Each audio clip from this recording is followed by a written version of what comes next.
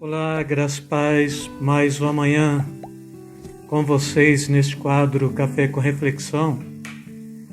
E ontem eu comecei fazendo uma pergunta, né? Se você já tinha lido a Bíblia. E hoje eu quero começar também te fazendo uma pergunta. Você já orou hoje? Se você ainda não orou, porque talvez é o início, é logo de manhã, você tem que sair correndo para o trabalho. A pergunta segunda, você vai orar hoje? E se você talvez tiver uma resposta negativa, não orei, não vou orar. E talvez, se você me perguntar qual a importância da oração, a resposta é que a oração é o único meio que o homem, que o cristão tem para falar com Deus. Quando falamos em oração também, a Bíblia ela está nos trazendo um bocado de características de oração e todas elas nos arremetem para a compreensão de que o homem ele só pode estar bem com Deus, ele pode ser santo, ele só pode ser consagrado, ele só pode de fato ter uma vida ungida, ter uma vida de prosperidade, de vitória, caso de fato ele tenha em si esta proposta da oração contínua, constante. Ainda a oração ela nos traz um aspecto interessante também, que é a quebra da ansiedade. Quando o homem está muito ansioso, o homem secular, o homem fora da perspectiva do reino e do evangelho, ele vai ter que tomar um tipo de psicotrópico para desacelerar. O cristão, quando está ansioso, Pedro está recomendando, vai orar. E aí Pedro ele está falando, lançando sobre ele toda a vossa ansiedade, porque ele tem cuidado de vós. Terceiro aspecto, a oração é o meio pelo qual você conquista de joelhos a sua vitória.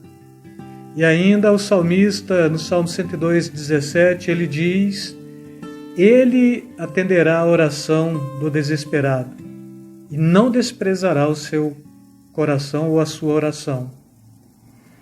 O quarto aspecto pelo qual devemos orar, oração é um princípio de dependência que você deve ter para com Deus. Nós não somos seres independentes.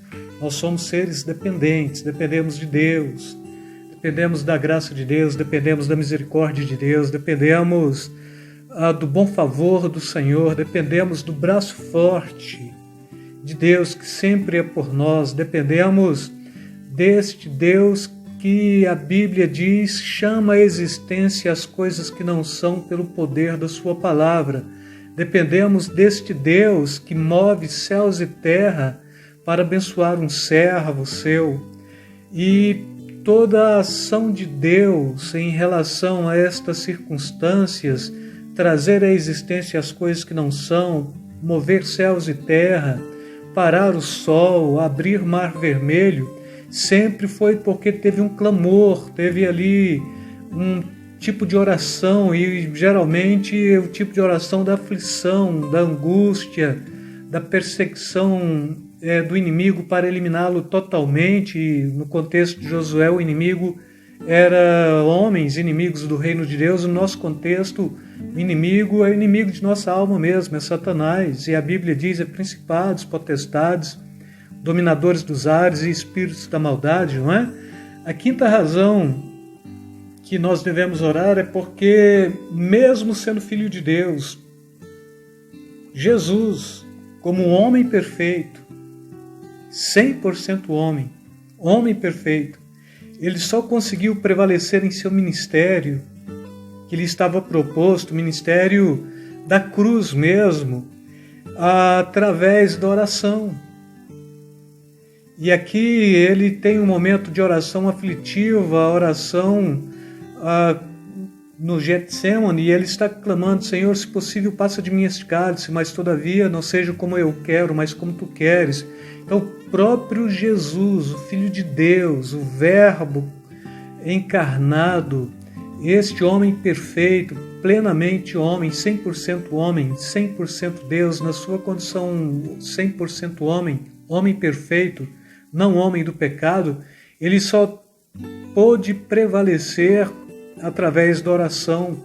E a Bíblia sempre está propondo Jesus em plena intimidade com o Pai, em plena intimidade com o Espírito Santo, em constante oração. Então este é o segredo da vitória do cristão, é uma vida de consagração, é uma vida de oração.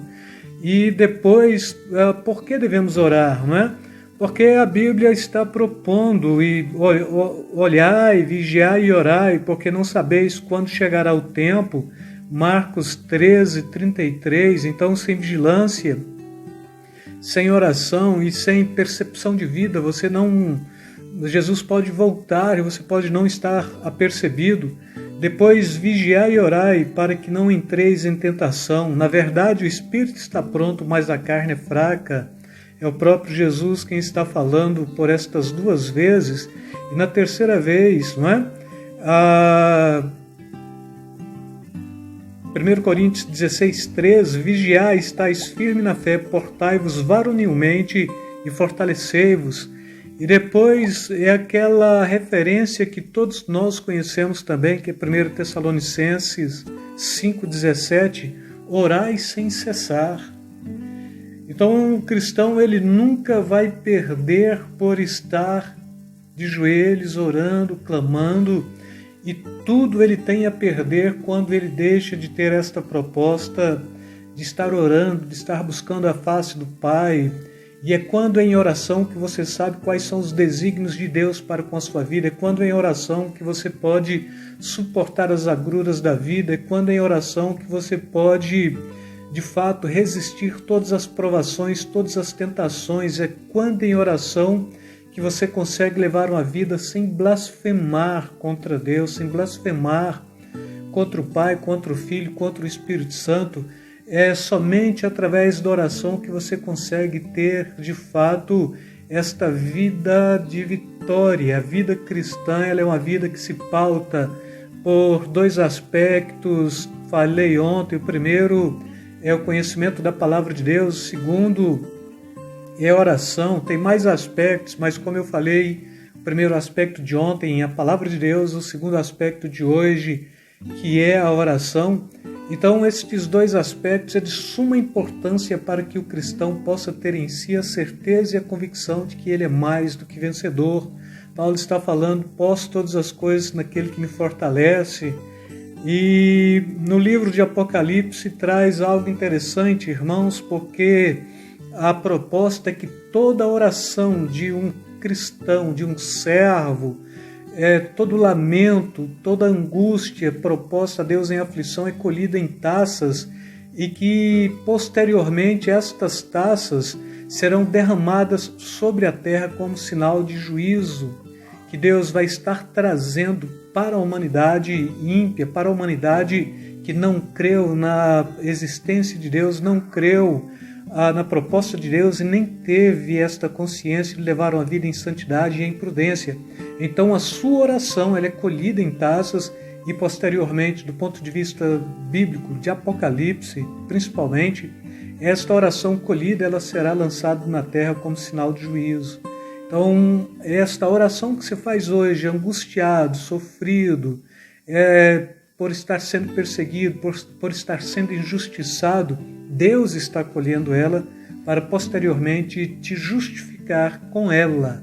É esta oração que será lançada aí na face da terra para então trazer como sendo uma proposta de juízo para defender aqueles que de fato levam a vida de consagração e de intimidade e de comunhão plena e que creu no sacrifício do Filho de Deus e que prevaleceu e que permaneceu firme e que ancorou a sua fé. A Bíblia está falando sobre isto. Lançar a nossa fé além do véu, não é? Ancorar a nossa fé além do véu, mostrando que o Santíssimo Lugar, onde Deus de fato habita, lá na velha aliança, mas o Santíssimo Lugar na sua própria vida mesmo, no seu coração, onde você de fato sensibiliza a sua vida e a sua alma para se prostrar diante de Deus e para oferecer o seu sacrifício. Então, uma vida de oração é uma vida que vale a pena, uma vida que te faz mais do que vencedor, te faz vitorioso, Uma vida de oração é uma vida que te faz conquistar. Alguém diz que a oração move a mão de Deus. Necessariamente isso é uma heresia, porque a oração não move a mão de Deus. Necessariamente, se a oração move a mão de Deus, significa que Deus está condicionado à minha oração, e não é assim. Mas a oração, pelo contrário, ela não move a mão de Deus, mas ela sensibiliza o seu coração. E a Bíblia diz que nada mais que Deus queira, de fato, abençoar do que um espírito contrito e quebrantado. A Bíblia diz: este Deus não despreza. Então, prostrar-se ante de Deus com contrição, com quebrantamento, é a melhor forma, de fato, de sermos justificados por este Deus que nos assiste, por este Deus que nos abençoe, por este Deus que nos tem feito promessa e por este Deus que urge ter comunhão íntima e profunda com você. E essa comunhão íntima e profunda, ela não acontece de outra forma senão pelo viés da oração, pelo caminho da oração, pelo tempo que você gasta na presença de Deus. Grandes homens de Deus, homens que oravam 4 horas continuamente, 6 horas continuamente. E assim, não é esta oração fast food, não é esta oração drive-thru também. Tem que ser essa oração que você vai ter tempo para falar com Deus, vai ter tempo para ouvir de Deus, porque se você fala, Deus quer responder, e Ele só responde quando você para e ouve o que Ele tem para transmitir a você. Com isto, mais uma vez, eu quero te chamar. Leve, de fato, esta condição cristã segunda, que é a condição da oração, e seja um vitorioso e, mais uma vez, uma vitoriosa. Eu quero deixar aí para você um beijo na alma, um beijo no coração, que o Senhor possa te abençoar neste dia de forma muito rica e abundante. Fiquem na paz, amados. Fala, povo de Deus! Já estão disponíveis as nossas xícaras personalizadas. Os que se interessarem, deixem um eu quero nos comentários do vídeo abaixo, que logo a gente entra em contato.